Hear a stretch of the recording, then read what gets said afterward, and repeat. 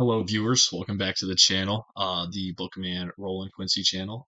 Today, guys, first off, to do some housekeeping, if you're wondering why uh, Bookman is looking especially hideous this episode, well, guys, that's because I have recently purchased a new webcam, and so the quality on these videos, visually at least, might be a little bit better. Let me scoot my microphone a little bit closer. Um, But yeah, so today we have another book review going back to my roots, my specialty, if you will. And today we will be talking about Beloved by Toni Morrison. And so this is actually a pretty cool cover. I'm sure when most people think of Beloved, they think of the one cover that most of Toni Morrison's work is in. But this is a cool one. I found at Books a Million, and it was only like $5 more, so I thought I'd purchase this one. It also has a foreword by Toni Morrison in it as well. I'd like to preface this review by saying that despite popular belief, this book is actually great. This is a really, really great book. It's honestly cemented itself as one of my favorites now. Definitely in the top tens of my favorite books, and we'll dive into why that is, of course. Because we're doing a book review, but let's start with the significantly shorter section of this book in that or of this review, and that's going to be what I didn't like about this book, and that is nothing.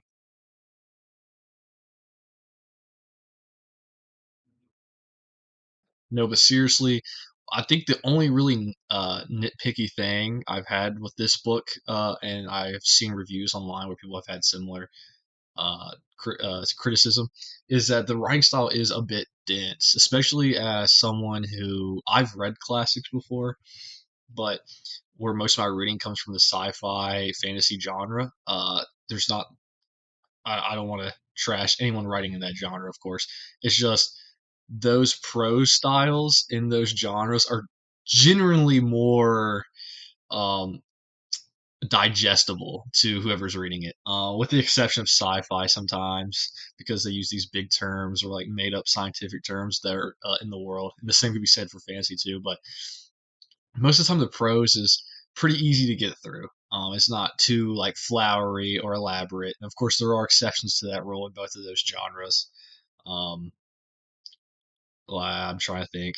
I'm sure you can think of fantasy authors or sci-fi authors that have great, very lyrical prose, but this book is a bit denser. Luckily, I studied English for 4 years of my life, and then 12 years previously of that.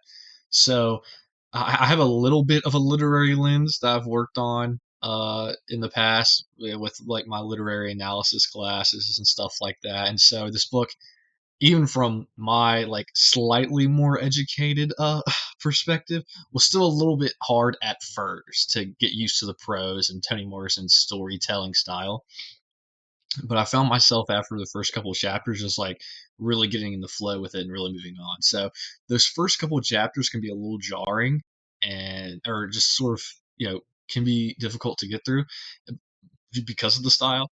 And so I would suggest get to at least the fourth or fifth chapter of this book. And then if the style is still throwing you off, you still are having trouble comprehending the story and what's being told, then maybe, this might be a book that you won't have the most fun with. But I actually ended up like really loving her style and how she tells the story. And so we'll use this to leap off to the next point of something that I love, but might be an issue for others. And that is the structure of the storytelling structure. So, um, generally in books, you'll have the linear structure, right? So this is the inciting incident, the first point of that starts the story. So like Harry Potter going to Hogwarts, and then we have the rest of the story, just like on a straight line. What's very unique about Beloved is that the inciting incident you don't really find out about until about like a little bit halfway past the halfway mark of this book.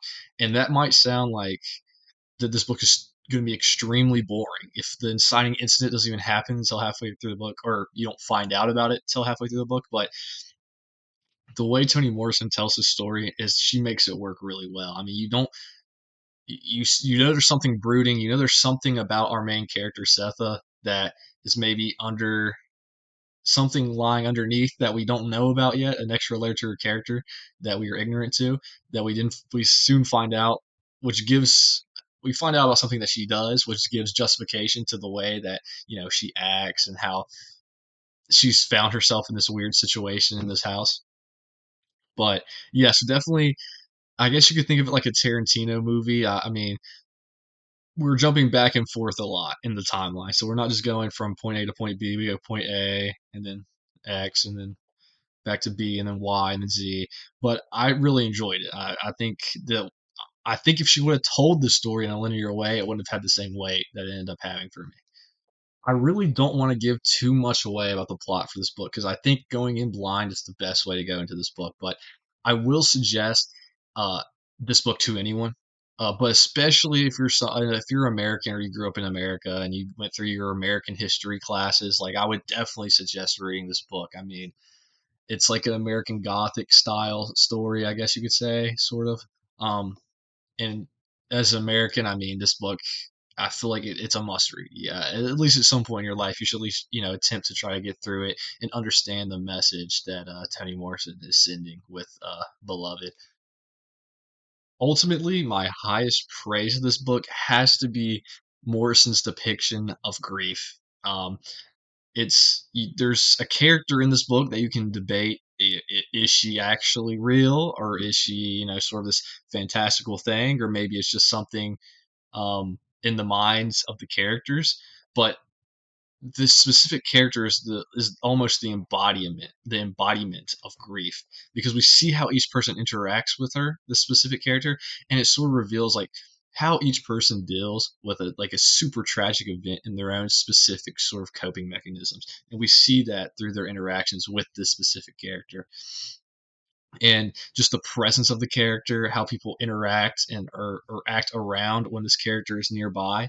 It was a beautiful way to sort of describe what grief feels like and how it is unique to individuals and how they process it.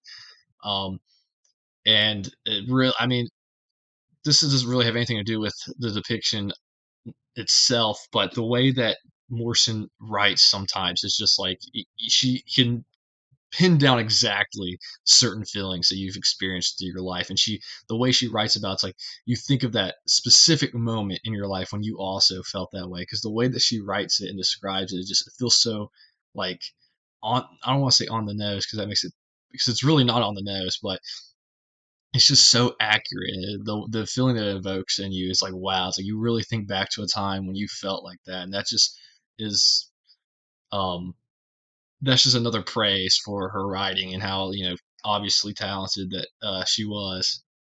We can keep going on about how much I love this book. Of course, it is one of my favorites now.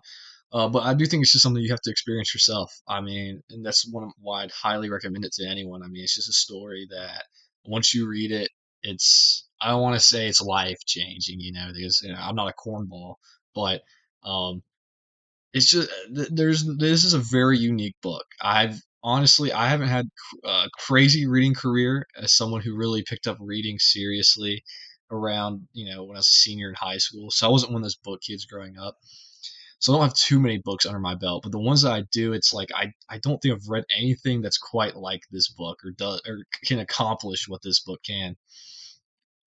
Other negative reviews I saw online is that some people said that this is a book that takes place majority of the book takes place like post slavery in the South, um, and we do get flashbacks when some of the characters were in the thick of slavery in the South, antebellum South. um, and some people said that this made them feel bad for being white. I, I don't How do we get that? How is that the reading that we got from this? Everyone gets their own interpretations from works. I guess that's part of art. But I think you're completely missing the message if that's the sort of perspective that you or the lens that you have on while you're reading this book, because you're missing out on such a great story and message.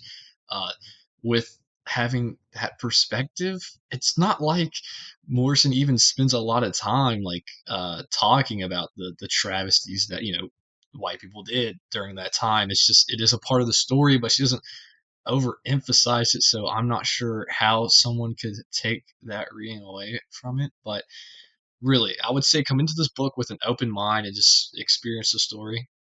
that concludes our review for today, guys. Um, Again, highly recommended read. If you want to see one of the best depictions of grief ever, I haven't read every book ever written, but I feel like this has to be one of the best, right? Um, then give this book a read. If you're interested, if you're a history buff maybe, and you're interested in like American history, I'd give this book a read. Um, Especially someone who grew up in the Appalachian area. There are some references to like places that I'm familiar with, which is also pretty cool.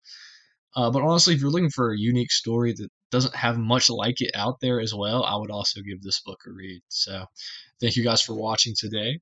Um, Hopefully, we can get another video out next week, or maybe a surprise double upload week. We'll see. Maybe, maybe not. But yeah, thank you guys for watching. Uh, let's go ahead and say like, comment, and subscribe because I feel like that's just part of the job, right? And I'll see you guys in the next video.